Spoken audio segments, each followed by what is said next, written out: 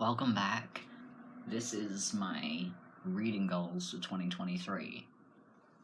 Is it a little bit late? Maybe, but I could be doing worse. It could be my 2022 reading wrap-up. That's funny because that's the next video I'm posting after this one. I may have neglected some responsibilities this year. But at least I'm being consistent with a blog for the first time in my life after attempt number 3, 4, I don't know. But I started in October and I'm still being consistent.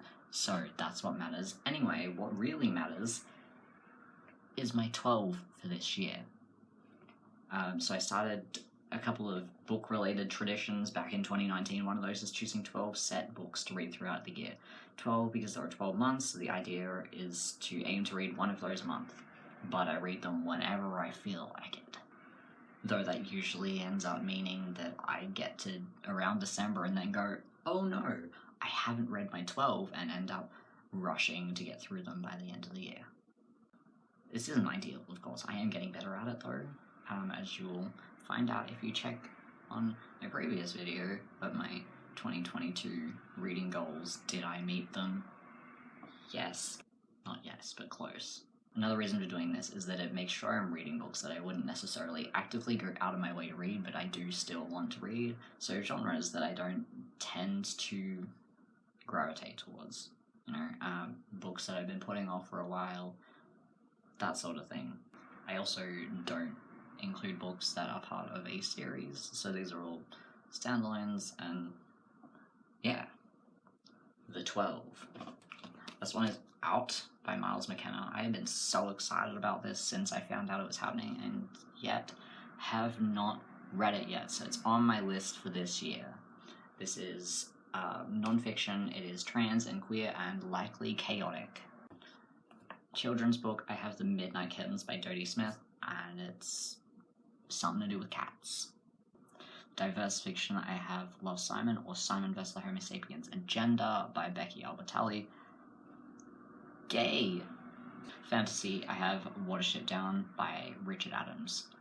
I've been told this book will make me cry something shocking. I am not prepared, and knowing me, I will be absolutely bawling. At the same time, books that make me cry are usually the best kinds of books. For fiction, I have Wuthering Heights by Emily Bronte. It's one of the classics that gets referenced a lot. That is the extent of my knowledge. Superstitious by R.L. Stine. It might be interesting to read an R.L. Stine book that isn't for children or teens. This is an R.L. Stine book that is an adult horror.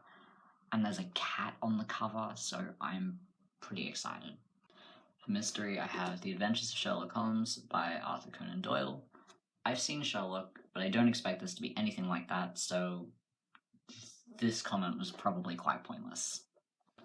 The Girl on the Train by Paula Hawkins. This is a psychological thriller.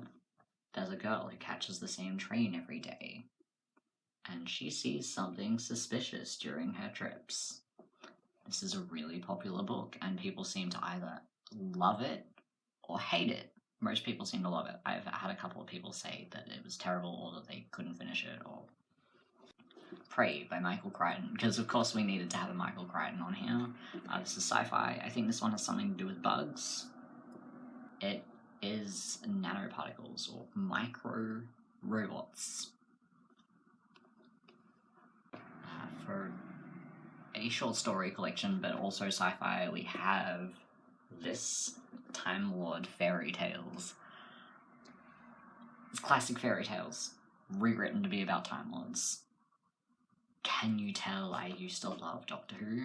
But also, it's such a pretty book. Look at this.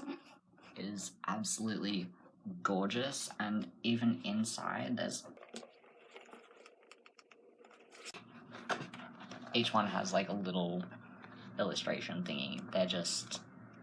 And then there's other pictures. I have no idea what that is. I guess I'll find out when I read it.